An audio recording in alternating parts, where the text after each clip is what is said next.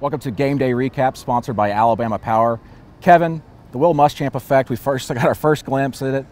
Great first half, not so great second half. Carl Lawson not playing probably had something to do with that, but what are we going to see going forward with this Will Muschamp defense, you think? I think we're going to see big plays for, big plays against. They're going to try to force the issue. They're not going to sit back and be passive. We saw it on the first play. They get the interception. They set up a touchdown. Then we see Justin Garrett pick up a fumble, take it the distance for a touchdown. And then I thought they looked gassed in the second half against that freshman quarterback from Louisville who, fortunately for Auburn, didn't start the first half except for that bad play, when that trickeration from Bobby Petrino that blew up in his face. You know, if you're LSU or a future team on the schedule, LSU's got a mobile quarterback in Brandon Harris. They're going to try and stretch the sidelines. As you said, Auburn got gassed near the end of this game. They looked great in the first half, not so good in the second half as they really got tired.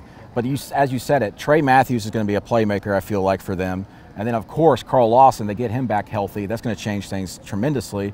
And then guys like Montravius Adams, who might be just the absolute element there where he's so inconsistent. He looks like an NFL player for 2 plays, and then he takes off 8 plays. That's kind of what this whole defense has been today in the season opener, and we'll see what happens in the future. Dare I say, at times he looks Nick Fairley-ish or esque, and other times he doesn't. I talked to Rodney Garner after the game. He said generally a lot of good things, but a whole lot of improvement to come. He thought they lacked discipline in the second half against that very mobile Louisville quarterback. They better get some discipline before they get to Brandon Harris and LSU. So, glimpses of success for Will Muschamp, also some failures. What's on the horizon? We'll find out next week and in the weeks ahead.